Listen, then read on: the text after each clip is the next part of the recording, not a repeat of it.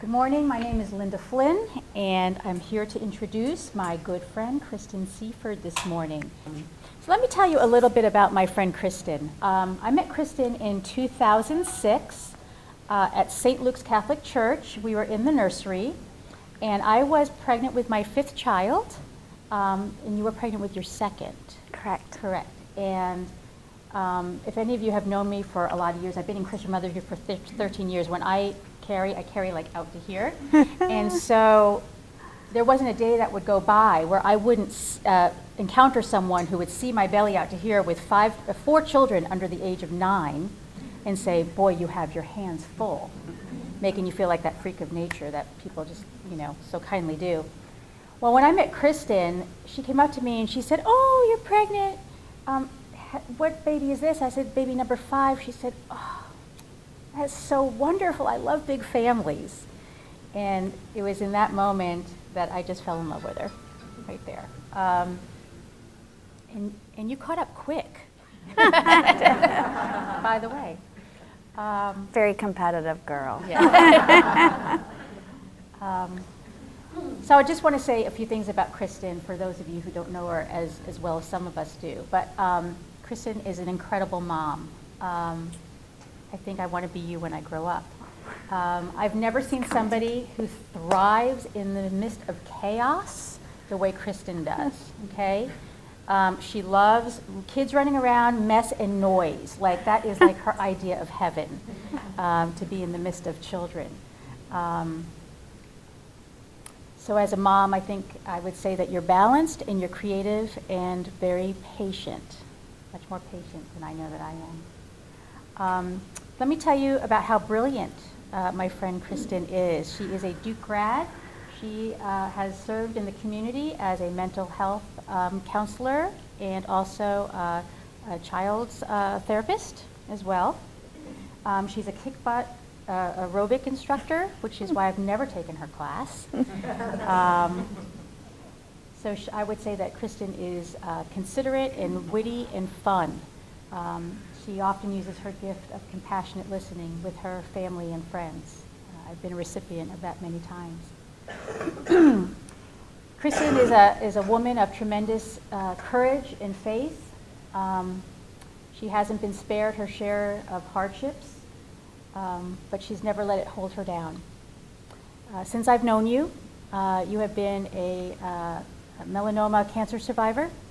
Right? You suffered from trigeminal neuralgia for a couple of years, and then was hospitalized last year with an illness, a perfect storm illness that almost took her life. And so it was a very frightening time.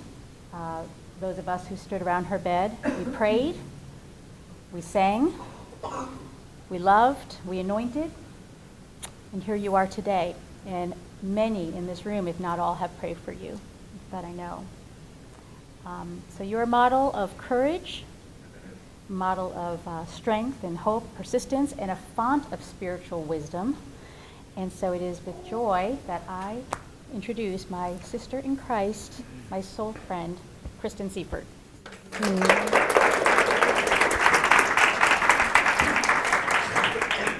Wow, thank you for those words. I think I want to just keep you in my back pocket for the rest of the day. So say it again, say it again. So lovely to see so many familiar faces. Some of you, I don't remember your name, but I'm going to blame that on my traumatic brain injury, right? But I definitely have wonderful, wonderful memories of so many of you, and so many times sat around a circle in this room and then in the Women in the Word room, and people passed around my babies and just, so that we could pray together and research the Bible together. My little side note, my iPad does not pick up on these wonderful robotic fingers, so I'm gonna have to use my elbow here to get this turned on. Okay, I just wrote a couple of notes. But I want to start out with a huge thank you to all of you who have supported my family and me over the past year and supported us with prayer. Just huge. I feel every prayer. I mean, you've just lifted me up and covered me with a blanket of prayer, and I thank you. And I also thank all of you that have physically helped our family or financially, fed us, fed our bodies and our souls with meals. Just this past month, Meals for Moms fed us every Tuesday and every Thursday. And it was a huge, huge help. And, many times people think, oh, she has 5 kids, they must eat, enough for an army. And they give us so much food that it's for 2 nights for sure. And just lovely, wonderful. Thank you from my heart. So, how long do I have to talk? Tracy, what do you? Wow. Okay, I had no idea that this was. Speak up. Yes, I will speak up. I had no idea that I would have such a great, wonderful group. I thought that I'd be in a little circle with 11 or 12 people. But this is wonderful. I'm so excited to share this with you, and I'm definitely going to have time at the end for questions. First off, I just want to try to just briefly tell you the story of the trauma that happened to me last November, December, January, and so on. And it may come out disjointed, but that is because I wasn't really there. I've only been told what happened. So I've been told it disjointedly here and there, so I'm going to try to tighten it up and tell you exactly what happened. Last November, my whole family had the flu, strep throat, passing it around, passing all the germs from one to the next. And, moms can't get sick, as you all know. And so I was sick, but I just kept going, and like we all do. Well, on a Saturday, I wasn't feeling great. And so that night, I've been running with one friend every single Sunday for 10 years. And I texted her and said, I just can't run in the morning, can't do it, which was very strange and very rare for me. So the next morning, I was still feeling badly, and I said to my husband, I just can't go to church today. And again, that's very rare too. And he nervously said, okay, I'll take the kids to church alone. And so they went off to church, and they came home to find me unconscious, unresponsive, barely breathing, turning blue, very pale. Very scary for everyone. Actually, Ben and Caroline found me first. And so all the kids gathered in the littlest one's bedroom, and they, were just really scared. The ambulance came. Brooke was trying to do CPR. The ambulance came, took me away. Luckily, my dear friend in the neighborhood was driving by and saw the ambulance and just came and whisked my children out before the ambulance came. Praise God, they did not see any more than they did. But at any rate, they took me to Presby Matthews, and things did not look good. I had the flu, and I had the strep virus, and that quickly settled into pneumonia, and that infection quickly got into my blood, which is called sepsis. And you may have heard of someone having septic shock. It is not a good prognosis at all. It was not looking good. One of the doctors, one of the pulmonologists, said to my husband, I cannot do a whole lot more for her here. She needs to go to Presby, Maine. The problem is I'm not sure she'll survive the transport. So I don't know what to do. Should I keep her here a little longer, try to stabilize her, or should I just, should we just get her up there? So it's like, should she stay here and she'll definitely die? Or should we try to get her to the hospital where she may die on the way? Well, through all the prayers and God's mercy and grace, I made it to Presby, Maine, which was huge. My husband, who was very optimistic, thought, great, now the hard part is over, she'll be fine. Well, it went on several days more, And Brooke camped out in the waiting room. Brooke's my husband, so you'll get that in a minute. You'll probably know everybody in my family by the end. But so Brooke stayed right by my side or in the waiting room the whole time. All of our family and friends came and sat with him and sat with me. They put me in a special bed at one point called a rotoprone bed. And as I understand it, it turns you 360 degrees. And for a long time, I was kind of on my stomach, I was inside the machine. And so I was facing the floor, and that helped me breathe more. And the goal was to let me be able to maintain my blood pressure and my breathing and my oxygen levels when I was facing up. So they kept turning me, like every hour maybe, they'd try to turn me for a minute or two. Eventually, through a bunch of blood pressure medications, I started to keep my oxygen levels up a little bit. So there were several nights where the doctors told Brooke, you need to say goodbye. This is it. Who do you want to be with you tonight? And so one friend came in from Atlanta, one came in from Raleigh, my parents, my sisters, his family, everyone was there. And just praying, praying, praying that I would survive. So lo and behold, miraculously, my organs started coming back to life. At that point, every system of my body was gone, not working.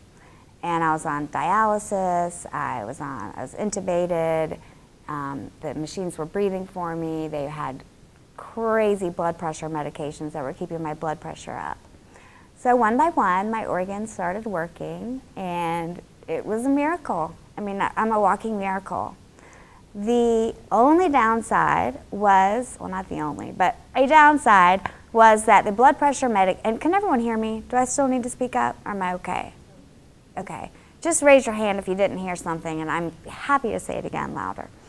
So the blood pressure medications and the rotoprone bed took all the nutrients and the nutrition in my blood away from my limbs, away from my extremities in order to save the organs. So what suffered were my hands and my feet. And they started turning black. They died. They were gangrene, pretty gross looking, hands and feet. But I was alive, and Brooke was thrilled. I mean, happiest guy. And I woke up eventually, and because they took me off the sedation, I was in a medically induced coma, and they started to take me off the sedation. It actually took, I think, a week or more for me to wake up. Is that right, Mom and Dad? For me to actually wake up after the sedation drugs were stopped. And so I started to wake up, and here and there I was awake, and I think Brooke and the doctors told me again and again what had happened. And I'd wake up again, and I was confused. But my first memory was that I was laying on my stomach, and my hands were kind of in front of my face, and I was laying like this, and I woke up, and I saw these black hands. And I truly thought that I had gloves on, like winter gloves, and I was trying with my mouth to kind of get them off. And, Brooke had been told, when she wakes up, she may not really be there. She might not ever speak. They didn't know what the end result would be. And so he thought, oh no, this isn't good, because I kept going like this. But eventually they kept telling me and telling me again that, what had happened, and that I was eventually going to lose my hands and feet. Not a great thing to hear, especially when I was very athletic. Running, exercising was the way I relieved stress. It was what brought me joy.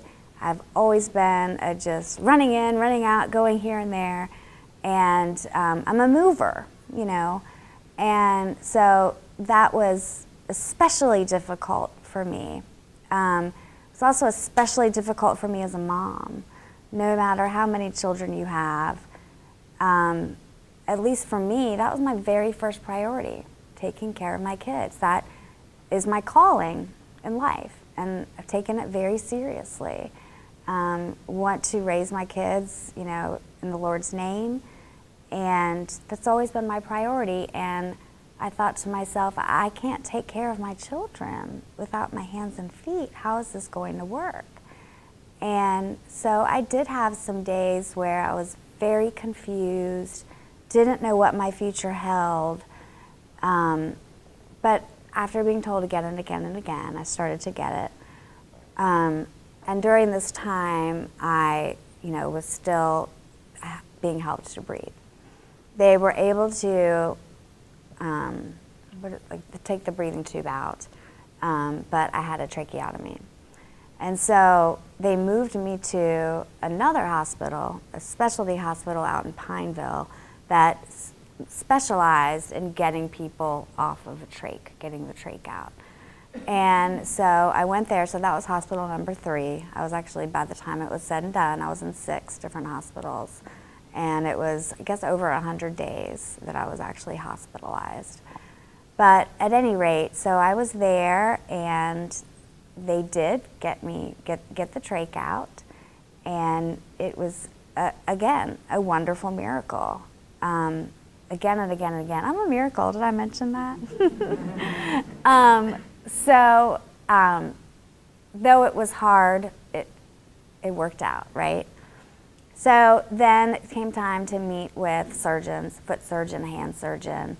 My family and friends called in a lot of favors so that I got to see the best hand doctor and the best foot doctor. And the way they wanted to do it was all at the same time. Hands and feet, same day, same surgery. Kind of like a mani-pedi, but not at all like a mani-pedi. But they just thought that would be the best way to do it, just get it done and out, right?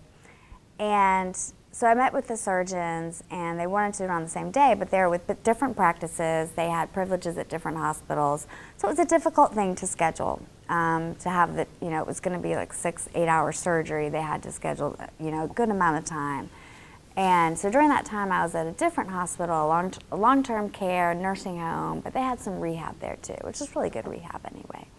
So I thought I'd be there for a week, but it ended up taking almost a month for them to actually schedule the surgery. And so at that point, I was ready for it to be all done. I was ready to just have the surgery and move on. My hands and feet were very painful. I somehow was able to walk. I don't know how I did that, but I did. And I was doing, you know, physical therapy and that kind of thing. But by the time the surgery came, I truly was ready to just get it done and move on. So at that point, they transferred me to Mercy Hospital, where they did the amputation surgery. I mean, I'll tell you, it was, you can't imagine the pain. I mean, 2-3 days and nights that I was just screaming and saying, nobody told me it was going to hurt like this. I wish I could describe it, I can't. But through the kindness of the nurses and doctors, I made it through, and the pain started to subside, and I had some physical therapists helping me get in and out of bed, learning to move myself around in the bed without any hands or feet. You know, transferring to the wheelchair, transferring to a cot, to a different bed, things like that. So I was there for 7 or 8 days, and then they transferred me to hospital number 6, which was a rehab hospital, and I was there for 9 or 10 days. And at this time, I didn't really have prosthetics. I had very low-level prosthetics. They didn't really do much per se. And so the doctors at the rehab hospital decided, you know what, let's wait until you get your prosthetics, and then you can come back. So why don't you go ahead and go home and get healthier and then get the prosthetics and then go back. And the prosthetic guys started my prosthetic process very early. May have been one of the first times that they actually started fitting me for prosthetics in the recovery room. So it was very, very quick as from their standards. So went home. It was a wonderful homecoming. Got to see my children and be in my house. And again, I was a miracle. So any questions at this point for the way that all took place? Yes.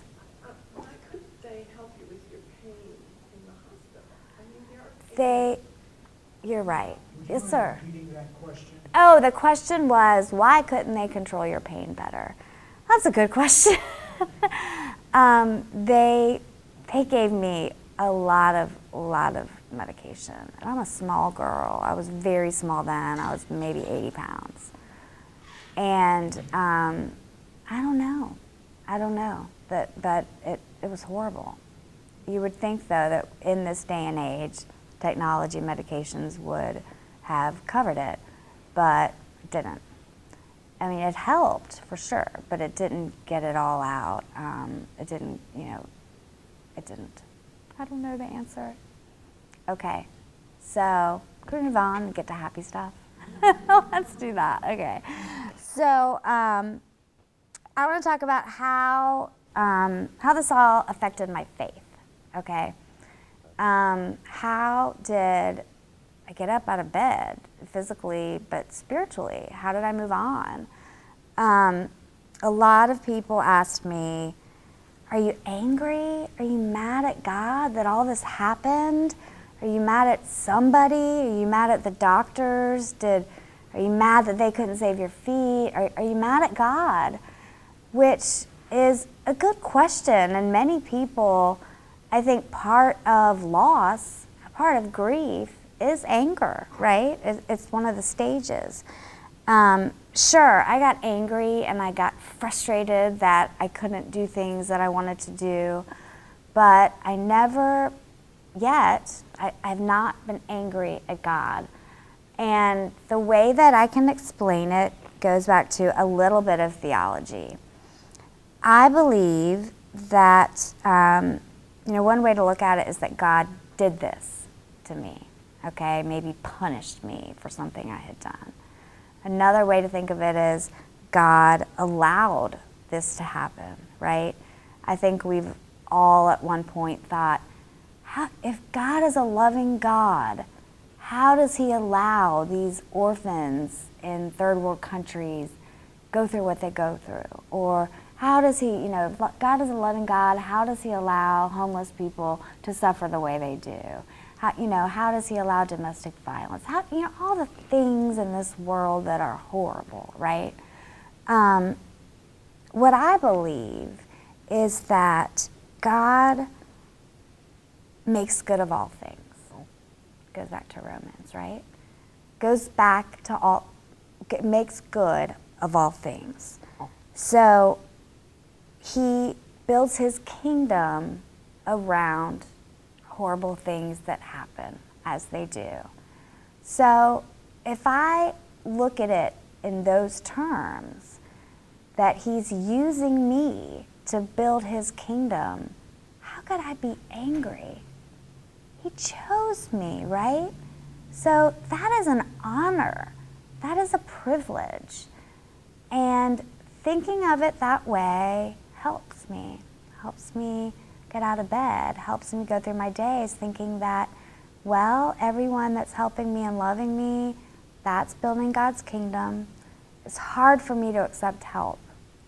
I'm a very independent person, and I'm the one that was helping other people, making dinner for other people, not accepting meals for my family, not doing everything for me, physically, emotionally. That wasn't a comfortable space for me. But I've come to realize that accepting help is a way to build God's kingdom. Somebody has to get helped. That's the way it is. So again, I'm privileged and honored that he chose me. So I'm not angry. I'm sad. I get sad, certainly. I'm sad that I can't run like I used to. I'm sad. I'm sad that I can't do things with my kids that I used to do. I'm sad, but God's there with me, and He promises that. Somebody asked me yesterday, how do you get out of bed and not worry that something else is going to happen to you? How do you not worry? How do you not get anxiety about getting sick again and this happening again? Because it could. Back in September, I got sick again. I got pneumonia again, and that same strep virus again. And I was again admitted to the ICU, and it was a pretty scary thing. And so my immune system is still down. And so it could happen again. I mean, it could. We all don't know what is coming. You know, we could be in a car accident tomorrow. We could, get cancer. I mean, anything can happen. We don't know. And there is a parable that that Jesus uses, and it's talked about in the Gospel of Matthew, about worrying. And Jesus says, look at the bird in the sky. He's not worried, right? God's taking care of him. God feeds the little bird, right? If God cares that much about a bird, think about how He cares for us. Think about how He's going to provide for us. He made us in His image. So if you think about it in those terms, it helps you not to worry. Because has God promised that in 5 years I'll be able to take care of my kids and I'll be around for my husband? Does God promise that? No. Does God promise that I'm going to have enough patience to learn how to tie my shoes again or make dinner for my family? No, God doesn't promise that. But God promises that He will be with me through all of that. And God promises that today I will have what it takes to get through my day. Give us this day our daily bread. That's what we pray. So we just have to focus on the present today. Are we going to have money to send our children to college? We don't know. But if we don't, God will be there with us and sit with us. And God promises that. But again, will we have enough food to pack our children's lunches? Yeah, God's going to take care of us today. Does that make sense? Does that touch anybody? Does that help anybody? Because I'm hoping that it will. All this horrible stuff, I want to use it. God obviously has a plan for me, obviously. And I want to use this to build God's kingdom. So I'm hoping that some of the things that I say today will work with you, will help you. Just little tiny things, okay? And I'm not real wise because all this happened, but I've been through some hard stuff. So I'm hoping that will. If that could just motivate one person, then that's great, right? So going back to being sad, and that God promises to sit with you when you're sad or when you're angry or whatever kind of emotions you're going through. That is another part of how this has strengthened my faith. For days and weeks and months, I was laying in the bed. I couldn't truly communicate with anybody. I had a trach, right? I couldn't talk.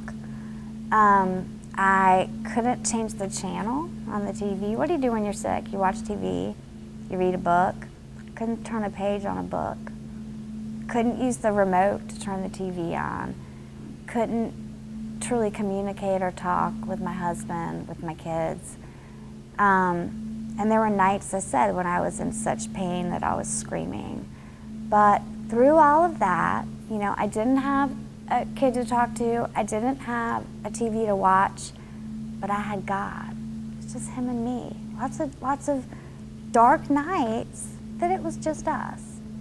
And I hate that it took this to form and to strengthen that relationship, a personal relationship that I have with God. But I'm thankful that I had that opportunity. I'm thankful that now I know that he's my bestie forever. He's always there. He's very loyal. Talk about we have ups and downs with our relationship with God. It's not God that's moving. God's right there. It's us that's moving away from it and coming back to it. So at the moment, I don't know about tomorrow, but today, I have that wonderful personal relationship with God. And when there was nobody else there, he was there. He always will be. And he will be for you too. So that's another big way that he strengthened my faith. Another way is that people just surrounded me and my family with love. They took care of us emotionally, physically, spiritually. I mean, just physically. My parents, my sisters, my friends just took over. They took over my kids. They did everything. They mothered my children when they did not have a mother. And they fed us. And people brought us paper goods, toilet paper, paper towels, paper plates. They brought us juice boxes. This is pretty amazing. In 1 year, I haven't bought a diaper. Can you believe that? 1 year. I'm on my last box. And that means she's going to be potty trained. I don't know how I'm going to potty train her, but I know that today she has diapers. If anybody has any thoughts or ideas about the potty training thing, let me know. But at any rate, God has built a kingdom around me with my community, with my friends. My church did a Sign Up Genius for meals and to pack lunches. One of my girlfriends had a Sign Up Genius for packing lunches, packing 5 lunches every night. Whew! That's one of my husband's least favorite thing. And it's so helpful. People would just show up with 5 brown bags, here you go, and just my husband's like, oh, praise God, you know. That super duper helpful. People just come and sit with me, sit with the kids, take them to do fun things. The teachers at my kids' school, they did Christmas. At Christmas time, I was in a coma during Advent, you know. The teachers came to my house, they decorated my tree, they put up lights, they made cookies with the kids, they bought them gifts. They just said to Brooke, don't you worry about Christmas gifts, we got this. That's amazing to me. My neighborhood also would just drop food off, would physically care for us, bring us paper goods. Again, they would bring us, you know, cans of soup, or run to the grocery store and just drop off a gallon of milk, you know. Little tiny things that add up to so much. My sisters started a Caring Bridge page, which I still read because I need to read it sometimes. My sisters have, and my parents have, extremely wonderful faith. Seeing the good out of everything, bringing up Bible verses that help. They also started a fundraiser. It's called See Kristan Run, and it was a fundraiser mostly for prosthetics because they're crazy expensive, but also to pay for a babysitter for the kids, medical bills, this and that. But so they had a 5K, and I thought that it would be, you know, my neighborhood most years has a 5K that benefits whatever family is in need that year. And, you know, there's usually 50, 100 of us. And, you know, we raise, you know, we pass the hat around and raise $100 and give it to the family. It's wonderful. It's caring. It's, you know, it's a wonderful feeling of community support. So I thought that's what it would be. Not so much. The running stores in Charlotte that run the races, I've run charity races for 10 years, and they did one for me. They had numbers and a starting line, a finish line, that time chips, I think. Anyway, it was a huge, wonderful race. Over 1,000 people came. 1,000 people. 1,000 people love me. What a gift, right? So that was just a wonderful day, and I got it in my head. There was a 5K run and a 1 mile fun run / walk. I got it in my head that I was going to walk that mile. And one of my girlfriends said, "You are crazy. I knew you were going to try to do that." And so I had to, you know, day by day I'd walk around the cul-de-sac. Next day I'd walk around it twice. You know, I was building up, but I also had to not get hurt. I couldn't overdo it because then I wouldn't be able to use my leg, you know. But, and I ran the 1 mile. I mean, not ran, sorry. I walked the 1 mile and I pushed my baby girl in her stroller most of the time. So that was an amazing, wonderful day, and it showed so many people's kindness and caring. They raised so much money. I can't even tell you how generous people have been. Friends, family, strangers. Listen to this crazy story. Some philanthropist, I still don't know who it is. They gave us some hints and we never could figure it out. Evidently he's kind of famous, but he doesn't have he has like famous in a bad way or something. Anyway, he goes around the country. Infamous, thank you. Part of my traumatic brain injury is that I can't find words. And sometimes they're big words. Infamous is a pretty big word for me at this stage. But sometimes I'm like, you know those little things, you know, they've got 4 legs and they run around and they go, woof, woof, you know what I'm talking about. What are those, you know, and I can't find the word dog. So anyway, so this guy read a newspaper article about me in like South Charlotte Weekly, and he had this other man call us and approach us and say, "We want to give you a very large check, but we want to come to your house and give it to you. We can't tell you who's giving." And they came up and they just wrote us a check. I think it was $5,000. Who has $5,000, you know? And who will give it, you know? One day I was sitting at my prosthetic clinic, and it's up on 7th Street, so kind of a iffy part of town, right? Trendy, but iffy, right?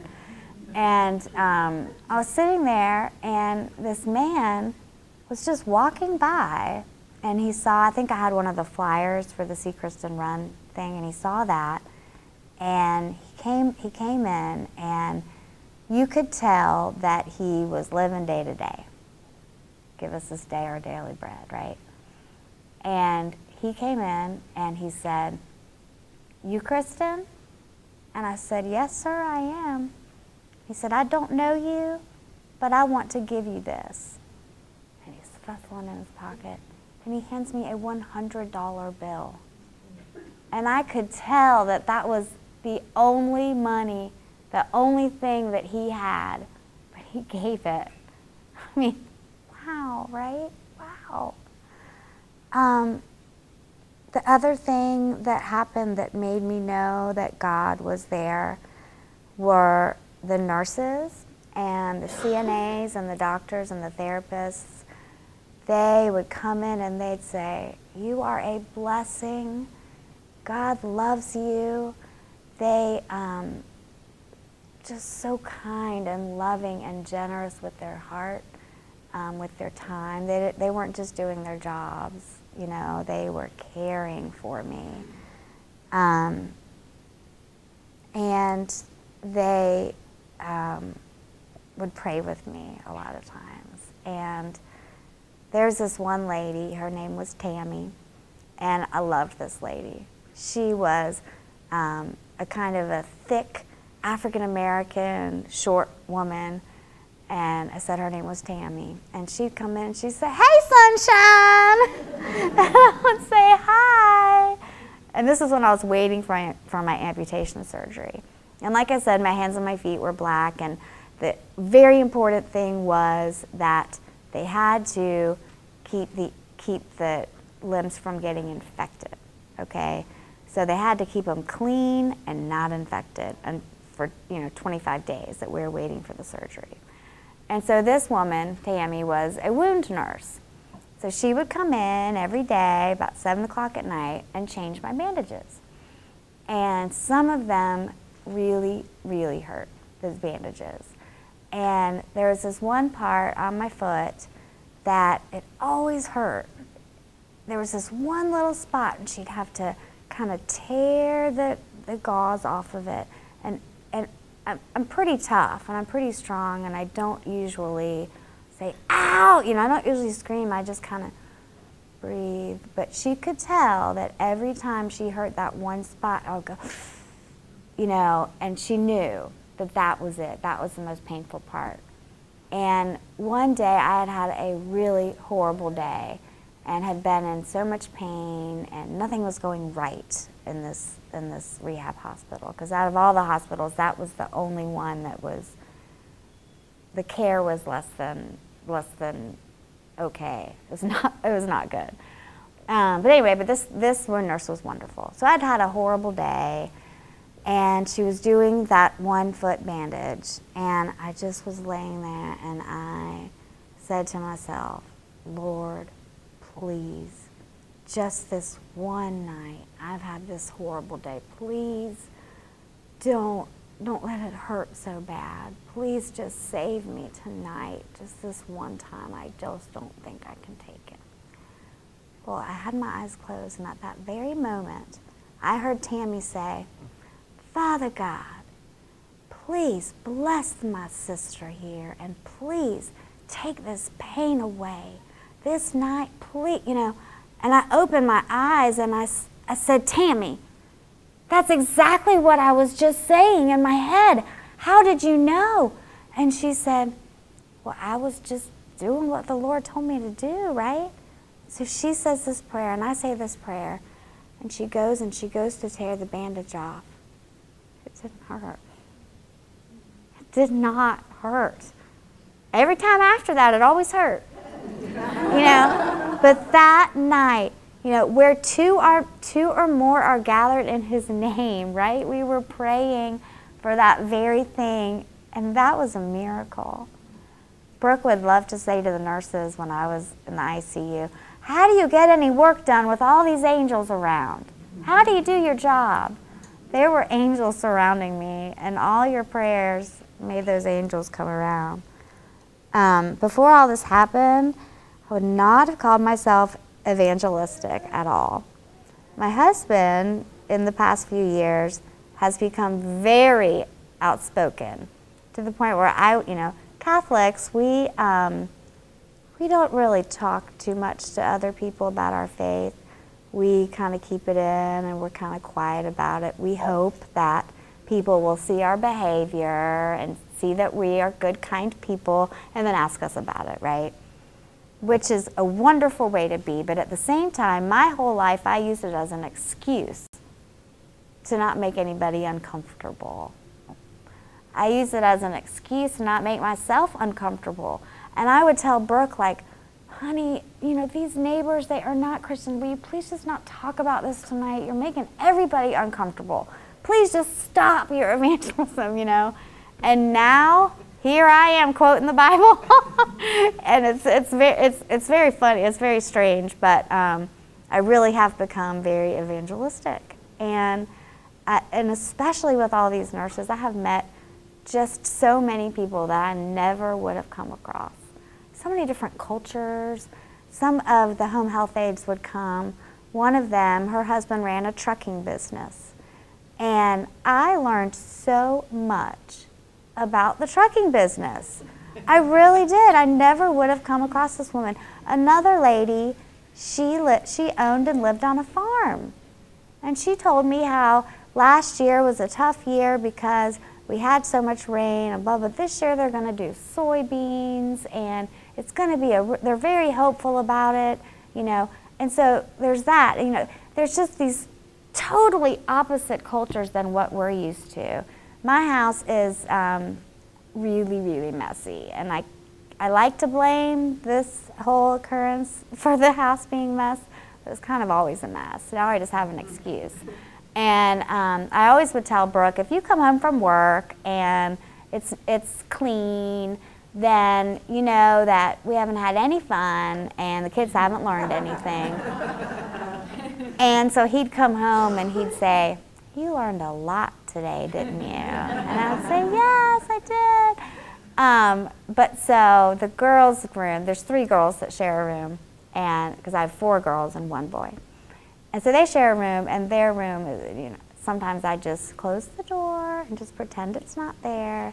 But so I had a home health aide, and she was helping me do laundry and helping me clean up. And so Brooke and I were making excuses. Like, we're sorry that room is so bad, but, you know, the girls, you know, they're just on top of each other in that room. And, you know, and she said, oh, I get it. I get it. She says, you know, I live with my mom and my dad and my 2 girls, and, you know, we're in a single wide. We're on top of each other. And I was like, wow, a single wide mobile home. There's 5 of you. And here I am in my mansion complaining that my 3 girls share a room. It puts things in perspective. I've gotten so much perspective from all these people that have helped me that I never ever would have come across. There's a whole community out there of amputees. There, believe it or not, is an amputee running group that meets every other Wednesday over at the JCC. Who would know? There's just a huge community. Several people that were amputees, young, athletic people, came to visit me in the hospital, showed me their prosthetics. They didn't know me. They just kind of heard about what happened. And so they came and, you know, told me it was going to be all right. And that was very powerful for me because I knew that I could live a normal life, you know, and that I could do a lot of the things that I did before. So that's a whole other community of people that have supported me and parts of God's kingdom that I never would have known about before. Okay, I want to make sure that, but I mean, just people at the grocery store helped me. And then, you know, last night I was at the grocery store with my son, and I just picked him up. He goes to Sun Valley Middle School, so way on the, you know, Monroe end of Monroe Road, right? So I was out there, and I'd been having trouble with my right hand, so I was waiting for, so this hand, this one over here has been broken. And so I would get in the out position, and I'll show you how these work in a minute because they're really cool. But it wouldn't close. But so it was working okay, and they needed to send it, but it was broken, essentially. They needed to send it away to the company to fix it. But in the meantime, I wouldn't have any prosthetic to wear, so they were waiting for a loaner hand to come. It's like a car. A loaner hand to come in so that I have something to use. But we were waiting for the UPS truck to come. So this is 5:45, 6 o'clock after a very long day, and the prosthetist calls me. So we're in the grocery store. The prosthetist calls me and says, hey, the UPS truck just came. You know, I'll be here till 8:15. Come on up whenever you want, and, you know, I'll put it on for you. And so you'll be able to have a working hand. I was like, okay, great, you know. I mentioned they're up on 7th Street near town, so I'm all the way at Sun Valley Middle School, and I have to go up there. You know, it's like 6 o'clock. So then I'm like finishing my grocery shopping as soon as I could, as fast as I could, and my left hand just dies. It's just, you know, you have to charge them like, right next to your phone, and sometimes 6 o'clock, 7 o'clock, you know, this one's just done, and so it just stopped. And so here I am, I'm in the grocery store, I've got my 2-year-old and my son, and this hand is just dead. This hand is working, sort of. And so my son was being a huge help, and I was kind of telling him what he had to do, and run the debit card through the thing, you know. And so we finally got in the car, and this woman came up and said, "Do you know how amazing you are?"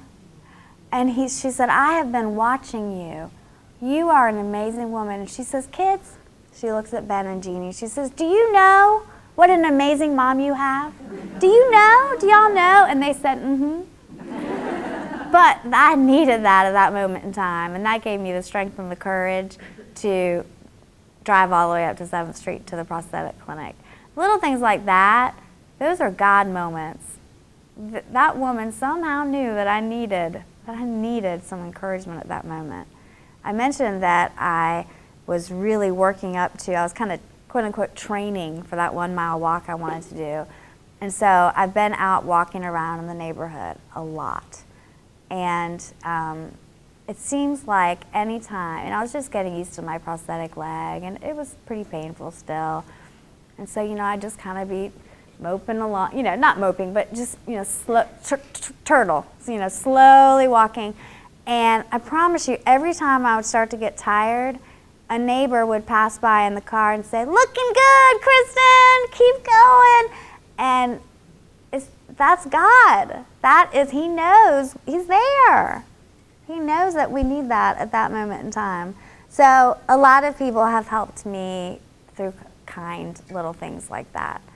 And that is how I can see already that this is part of God's plan and that He's using me to build His kingdom.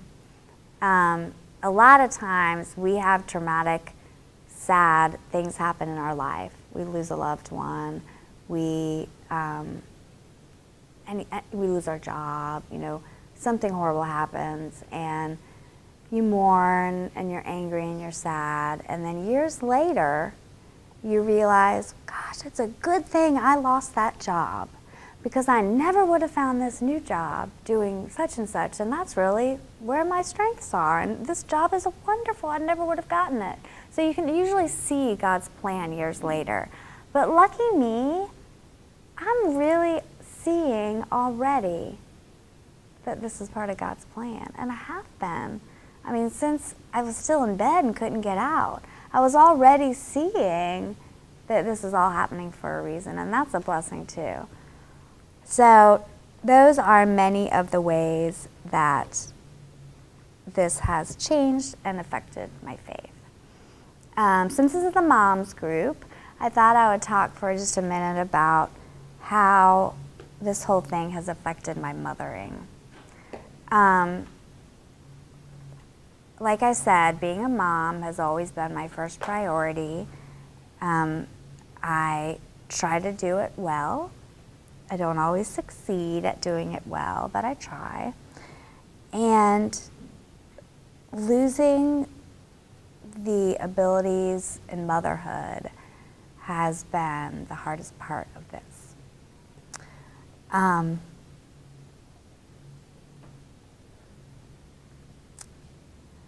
In the beginning, when I was in the hospital and my hands and feet were black, the kids would come to see me, and I was very scary looking. I was emaciated.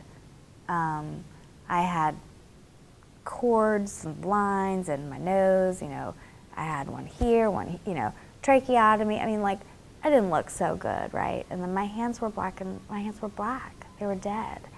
And they would come, and I would make sure that my feet were all covered up, and I'd put socks over my hands so that they wouldn't see them. And that was really hard because I was covering up part of me to my children. Our children are the ones that we can truly be ourselves with. Who rides around town listening to the radio and some 80s pop song comes on and you just start singing at the top of your lungs and you're just being silly. Or you sing Old MacDonald Had a Farm, you know, and you're just being crazy and silly, you don't cover that up. Well, I had to cover up parts of me to my kids. and they still were very standoffish, and that was really hard. My little one, my bonus baby is what I call her, she's been the icing on my cake of kids, is what I always say, and she's such a joy. She was 13 months when this all happened, and luckily I've been blessed with 3 sisters and several friends that have taken care of Jeannie, have mothered her when I couldn't mother her, have just taken care of her physically and emotionally. Last year, for the whole year, I was just talking about sisters. Here's my sister Brittany, she came in. So, you know, my sister Lauren, she had her on every Monday, Wednesday, Friday, all day, with her own kids as well. And then my girlfriend Gina had her every Tuesday, and my other girlfriend Christy had her every Thursday. And so Jeannie was taken care of quite well. But to a 12-month-old, she has a different mom every day. She doesn't know the concept of a mom, because Monday she's one place, Tuesday she's another place, Wednesday she's another place. And so she didn't even know what the word mom really meant. Then she just used mom as whoever was going to get her juice that day. But you know, they're just little instinctual beings, right? So one of my sisters, you know, and then another sister would come in from Indiana and stay for 2 weeks and take care of Jeannie the whole time, you know. And so Jeannie would get very attached to everyone. She still is very attached to my sister Lauren. But then they leave. And so she'd get really attached to that person, and then Brooke would pick her up and take her home. So when I got home, she did not know who I was. And so I guess she was 18 months by that point. She had no idea. So that was hard. She forgot about me. But even harder was that she flat out rejected me. Like, I would approach her and she would scream and say, "Ah!" You know. And that was a horrible place to be. Horrible. And, you know, I did look kind of scary. And I get that. And then these hands are pretty weird, and I get that. But it was really, really quite hard. And she now loves me again. It's taken some time. For a couple of months, I decided that I was just going to sleep on her floor. Because, you know, I'm a psychologist, so I come back, it's an attachment disorder for sure, you know. So since she won't want to be with me, I'm going to go sleep on her floor. So she'll just get used to me and my smell, and she'll just get used to me, because when she's awake, she won't come to me or be near me. So I'm going to do it when she's asleep. I promise you that worked. Anyway, that was one of the things I did. But one of my big goals from a physical therapy standpoint was I wanted to be able to rock her, to, you know, be in her rocking chair, sing her a song, do her prayers, and then pick her up and walk over to her bed and put her in bed for the night. I mean, that's just a Tuesday for most people. You know, you just put your baby to bed, and sometimes you think, oh, I have to get the kids to bed. But now I think I get to put the kids to bed. You know, before I have to give them all a bath. You know, I have to read all the stories. Well, now, thank you, Linda. Now, I truly do think I get to read their stories tonight.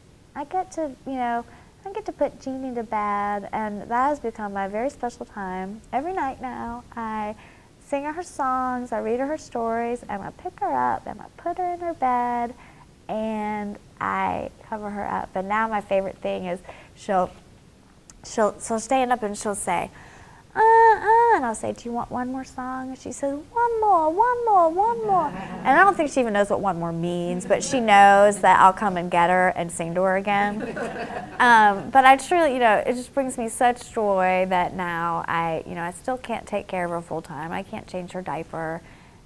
If she was a doll baby and wouldn't fight me on it, I could probably change her diaper. You know, I can unbuckle her, but I can't buckle her.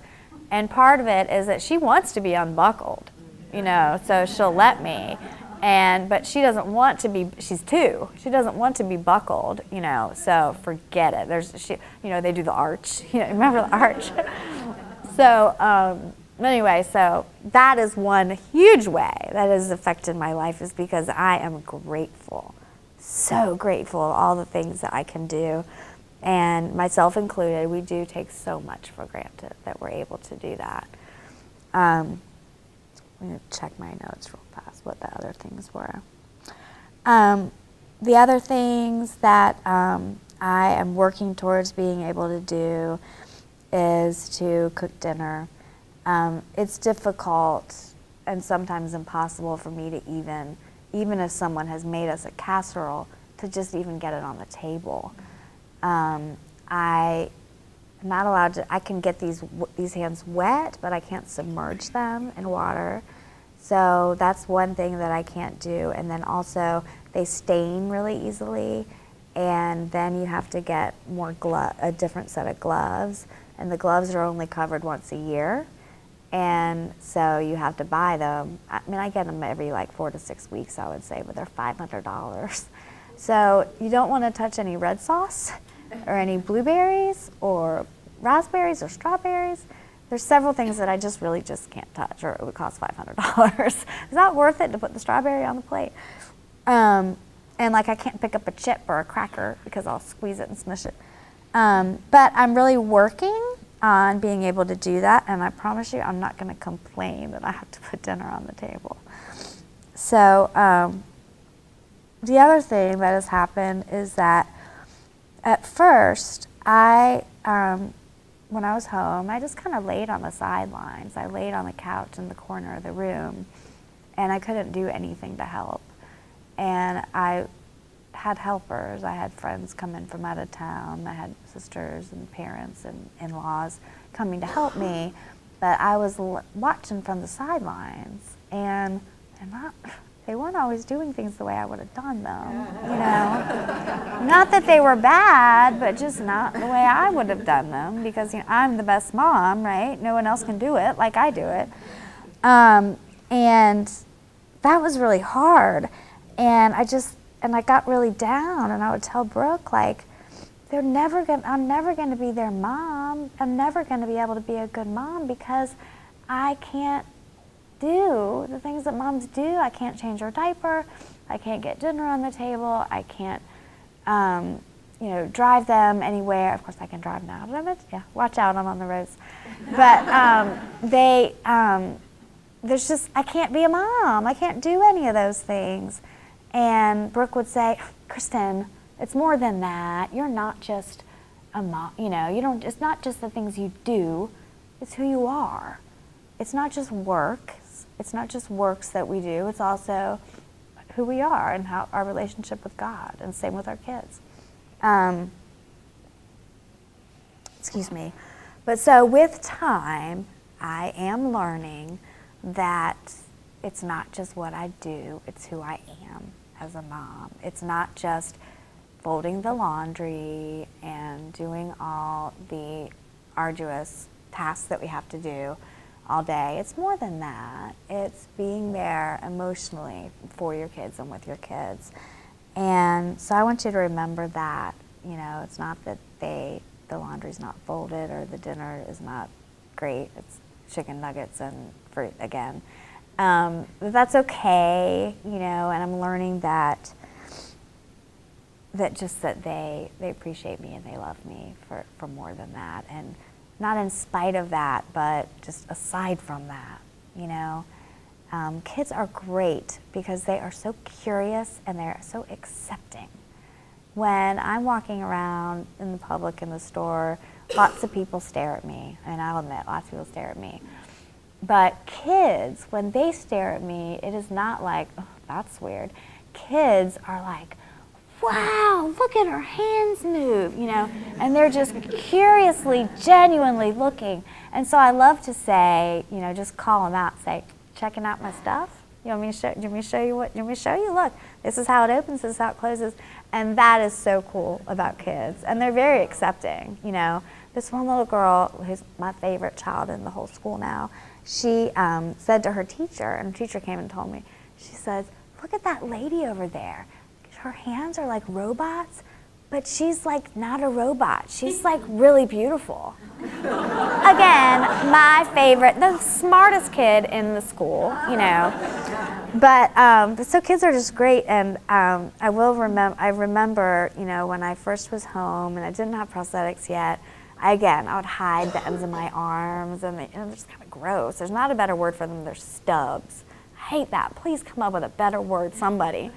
But and so I was very uncomfortable with them myself, and I thought I was kind of projecting on my kids that's, you know, what they thought of it. But one night, my girlfriend came and picked up me and one of my little girls, and we went to see Peter Pan at the Matthews Community Theater. And we got an amputee perk, which is what we call being able to park in handicapped, or you going to the front of the line at Carowinds, amputee perk. But so I had an amputee perk. Somebody said, oh, do you want to sit in the front row? So it was awesome. We got to sit in the front row, and I had never sat in the front row before. But and so it got to be a bit of a scary part. Captain Hook was there, and my little girl just grabbed on to my stump, you know. And at that moment, with tears going down my face, I was like, it's not that I have a normal hand. She wants me, and she doesn't care about that. And so that's just another way that has affected my mothering. But all in all, I'm coming to see that I truly am lucky. That, again, God chose me to do this and to live this life. And so I'm honored and I'm privileged. Some days hard, yes, but I am faithful that God will give me what I want and what I need today. So I think I'll end there. But I know that you guys have some questions. So come at me. Raise your hands or don't, yes. Going back to when you were saying, you know, getting the dinner on the table, have you has it been like a struggle or a difficulty trying to get your older children to help out more? Have you struggled at all feeling like it's too much for them, or I still want to be that strong mother role? Sure. How do you manage that? I can't say that I do it perfectly. My kids have been awesome. They are huge helpers. My oldest and my youngest have this just beautiful relationship, and he will buckle her and unbuckle her and carry her around, and he gets mad if I want to carry Jeannie because he wants to do it. But they really have become good helpers. Now, do they complain about setting the table? Yes, they're kids. But they've really become good helpers. And again, I'm learning to accept that that's okay. And when we grew up, we certainly set the table and did the dishes. We did a lot more than we give our kids credit for knowing how to do. We still pack up our kids' backpacks every morning, and we know good and well that they do it at school all by themselves and that their teachers don't pack up their backpacks. But we do it for them. I don't know why, but because we think that's what moms should do, that these kids should be kids, you know. But I think it's good to teach them responsibility, and it gives them confidence that they can do things. And I parent-teacher conferences a couple of weeks ago, and you know, one gets in trouble because she's talking in class, and one is not at grade level in writing, blah, blah, blah. But each teacher independently said to me, your child is a helper.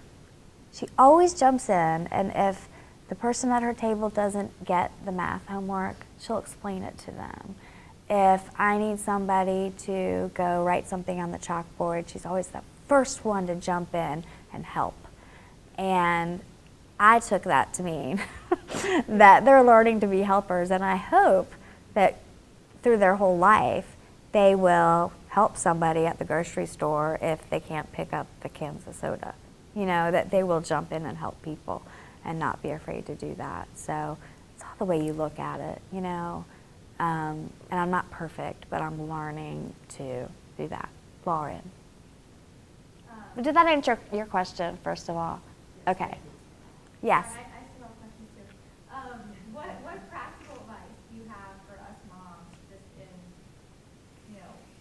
not finding our identity in what we do for our kids and our family, it's what we do in our accomplishments, but in our identity in Christ? Like, what does that look like, and what have you learned from that? Well, one way to look at it is, okay, you have a babysitter come, and they do what they're supposed to do. They put the kids to bed, they might give them a bath, they feed them dinner. But how are you different than the babysitter? Why do they want mommy over the babysitter? And just to keep telling yourself, it's been a big thing for me to find my identity, not in what I do, but in what I am and who I am. And you just have to pray about it. And it's difficult, especially when you've had some kind of business job and you get through your day and you check off everything on your list. Doing that as a mom is really tough. Because if you're checking everything off your list, you're probably not paying enough attention to your kid. Like if all you're doing is those little things that we put in our life to make us busy, those aren't the things that our children are going to remember. Our kid's going to remember that the floor was vacuumed every Friday. They're not going to remember that. They're going to remember playing games with you or reading books. That's what they're going to remember. So I guess practical advice, I don't know, pray about it. Yeah. Yes, is that good? Okay. Who else? Yes. I have a question about your prosthetics. Yes. It's beautiful, first of all. Is it the muscles in your upper arm? Okay, and I was going to say that. I was going to do that anyway. Okay. So, first of all, I'll tell you what I got. I'll show you my goods, okay? So this is my prosthetic leg, and I've had several. One of them they put a tattoo on. Thank goodness I don't have. I said, yeah, maybe you can put a little ladybug. They came up with this like white trash, like big flower. And they were all excited about it. And like, oh, don't you love it? And I was like, yeah, great. So I had to kind of act like I liked it. And so thank goodness it doesn't fit me anymore. So anyway, this, my leg ends right here. And thank goodness it's below the knee because that makes a really big difference. Amputees that are above the knee, called below the knees, they call them a paper cut. So it really makes a big difference if you have a knee. So I'm very lucky that I have a knee. But the prosthetic comes all the way to here. But the hard part is just to my knee. And then this is a titanium rod that actually I always tell little boys that an 18-wheeler truck could not get my leg off because of the titanium rod. It's very strong. And then on this foot, they were able to save this foot, which is my driving foot, praise God. But I lost my toes and part of my heel. So this is why I have to wear tennis shoes at the moment because I have toes in my shoe and it's all built up around. So I don't have an arch in my foot anymore. So I have to wear the prosthetic that's in my shoe. And then my hands are just wonderful high-tech things. And so I can't move each finger, but I can open and I can close. And opening and closing is not the hard part. You have to I'll tell you in a minute how it works, but what's hard is to learn to open it halfway, open it all the way, open it 3/4 of the way. It's hard to learn how to grasp something and carry it. Hang on. To grab it and carry it and not kill the iPad, and not smush it too hard. I'm not able to shake somebody's hand without hurting them because I can't feel how hard I'm squeezing. I'm working on it. But so opening and closing me a little bit. And when I was in the rehab hospital, one of my goals was to be able to hold a styrofoam cup full of ice water and walk across the room. and I squished a lot of styrofoam cups. I mean, I think like it was a line item on their budget for that month that we need more cups for Kristan. But so I finally did do it. But so that's another part of cooking that's hard because you don't know how hard to grasp and whatever. But the actual practical way that it works is there's an electrode right here and an electrode right here. And just because I don't have the hands that God gave me doesn't mean that I don't have the nerves and the muscles that moved that hand. And so, Linda, come here. I'm going to show everybody something. Okay, so give me your arm. Okay, now when you pull your whole hand back like this, as everybody do it, put your hand out straight and pull your hand back. Do you feel these muscles contracting? Okay, now put your hand down. Do you feel these muscles contracting? Okay, so what I do is in my head and then also in my arm, I pull my hand back and that opens it. And then to put it together, I move my hand down. So it's a lot to learn how to do it. But they are amazing and they're becoming a lot more usable. At first I thought I'm never going to learn how to use them, but I have just with time. And so it's really good occupational therapy to like clean up after the kids. Or I've learned to write, and it was very good occupational therapy to fill out all the forms at the beginning of the school year with 5 kids. Yeah. But so I'm learning, and also, I mean, they look really real. Like this set of gloves that I have right now, I told you this is a loaner hand, but the nails aren't as pretty. But the first ones I had, the nails were so pretty. And I was teasing the guys, the techs at the prosthetic thing, like, okay, it's a little alarming how well you do a manicure, you know. But yeah, so they come up to here, and again, my arm ends like here. But it's below the elbow, which again is a big difference between above the elbow. They can get wet, but I can't like submerge them in a bathtub. So do you take them off every night? Oh yes, I mean, and I have to take them off to shower. Yes, because they're electric, they're battery operated. So if water gets into the battery, then they break. And these things are crazy expensive. If we did not get insurance to cover them, they were going to be $60,000 each. And the other thing about prosthetics is you don't just get a prosthetic and then you're done. Like you don't just get a leg and like, great, my whole life I have this leg, now I can walk. You get new legs all the time because your body changes. So this is already my 3rd leg. And it's only been, I've had a prosthetic for 7 months, I guess, and I'm getting another one next week. This is my 3rd set of arms, and I'm getting another set of sockets, not hands, just the sockets, because the hand actually twists off of the socket next week. And the reason the fit has changed so much is in the beginning, you're so swollen from the surgeries, it takes months and months for the swelling to go down.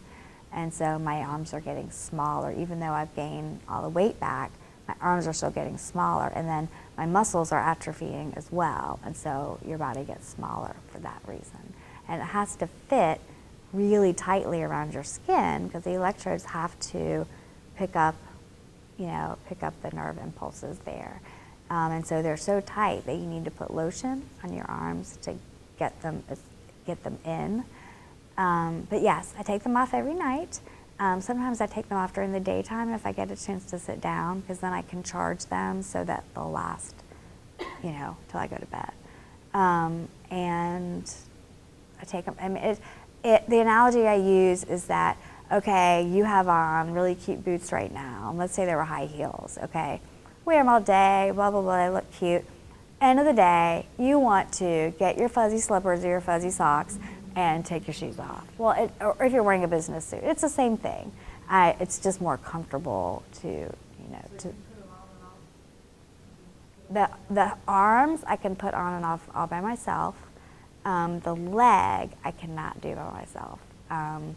If I had hands, I could, but I can't at this point. I'm trying, but at this point, like if my husband goes out of town, I have to have a dear sister or a brother-in-law or a friend that will come and spend the night and put my leg on at 5:30 when the alarm goes off.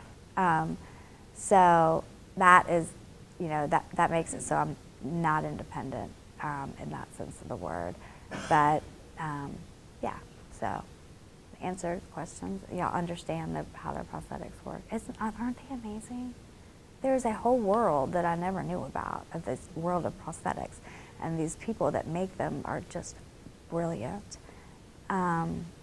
Just brilliant. One thing that they have not figured out yet is how to make the tablets and phones pick up on the fingers.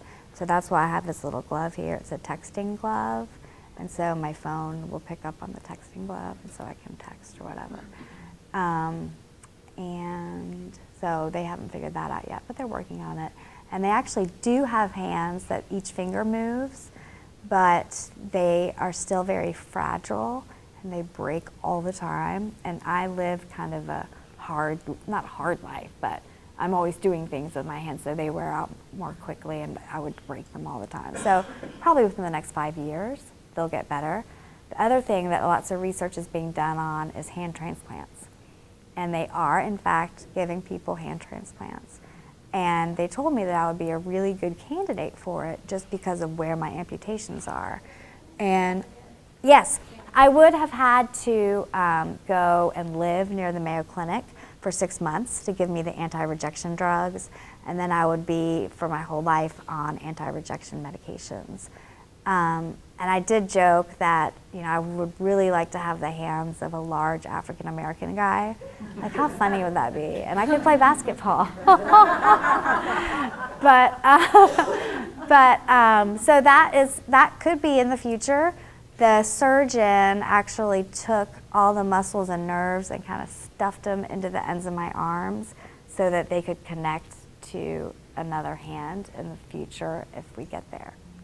So it's amazing, and I'm so happy and blessed that I live in 2014 and not 2004 or 1904, and I'm happy and blessed that I live in Charlotte, where there's amazing healthcare providers, and I'm happy and blessed that I have good health insurance. So lots of ways that could be different and harder. Who else? What else? Yeah. Sorry. No, I love it. Because you said something that was interesting. This is more of a personal question, so I understand. So my cousin just had an amputation of his leg. They tried to say to me they couldn't. So you said there's a difference between above and below. Correct. Could you just touch on that? The differences? I mean, I get that the knee is, huge to keep. A joint, why but is it have a above the knee amputation? Balance is one part of it. And then joints are, so far, they can't make a joint like God can, It's just harder to come up with. And so the prosthetics don't work as well, and they're harder to get on and off, and it's just harder. Not to say you can't do it. Lots of people do it. There's a girl I know that's an above the knee amputee that she does triathlons. It's doable, but it's just harder. So, anybody else? Yes? Well, when you say that, the whole time I kept thinking about those. Oh, I have one of those. Oh. Those running blades that look like a cheetah. Yeah, I have one of those. I haven't been able to use it much because I told you they took part of my heel.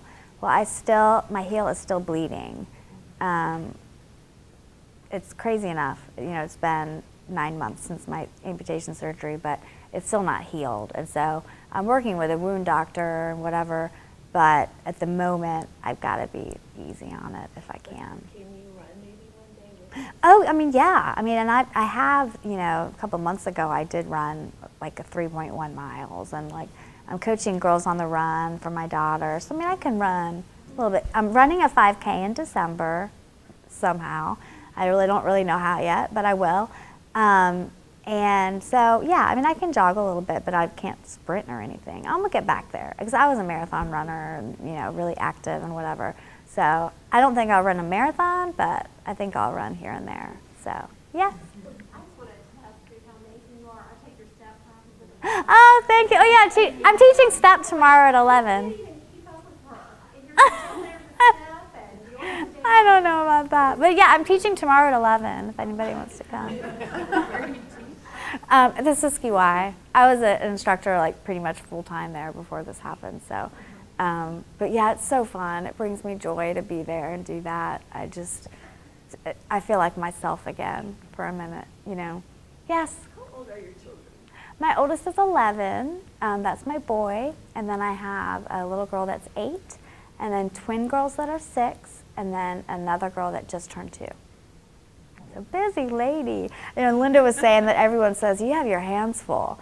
Well, I would say that if I had $1 for every time somebody told me that I had my hands full, I could hire a full-time nanny. And then I would not hear it anymore.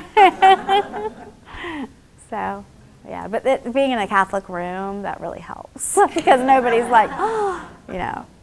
Kristan, I remember, I think it's hard for those of us around you that want to jump in and help. Yes. And so you had that 5-try. Yes, let me tell you about that because that is a piece of practical advice that maybe you could bring in. And someone that was they call it a bilateral upper extremity. That means you've lost both hands. It's very rare. There are 3 people in Charlotte that have it. And one of them told me this piece of advice, and it's perfect. And the advice was from an occupational standpoint, like, you know, trying new things, like tying my shoe or picking up something up off the floor, you know, or opening a granola bar. I try to do it 5 times. And sometimes by time number 3, I'm super frustrated.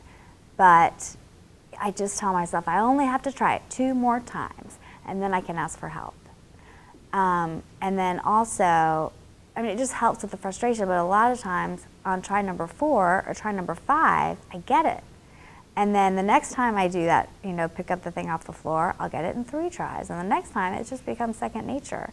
But I think that's good advice for life.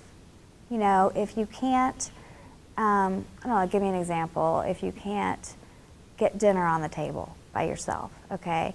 Try it 5 times. Try it Monday through Friday that week. And if you still can't do it, then you have to say, look, hubby, you're gonna need to help me do this. I can't do it.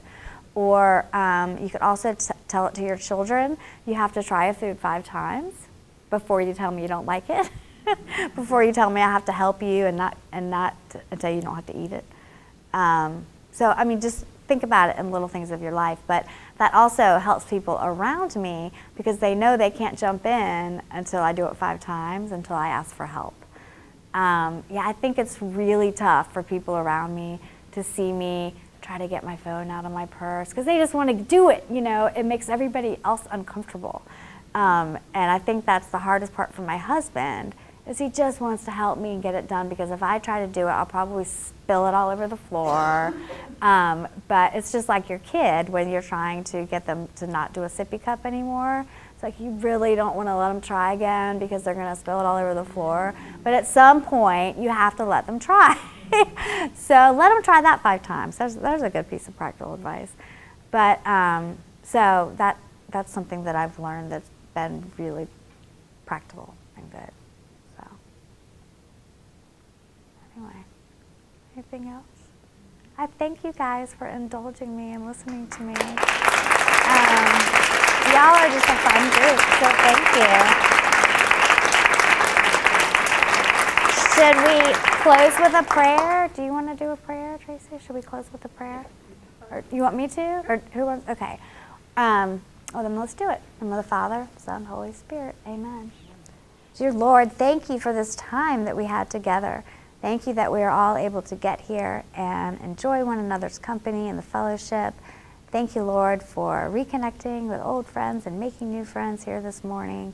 Thank you for allowing us to build each other up and help each other be the best moms we can be and the best people we can be. And please help any of those around us that are having a hard time with the hardships in their life, and help them get motivated and know that you are there with them, whether they are staying in bed all day and sad, or whether they're getting up and going. In the name of the Lord, our Jesus Christ. Amen.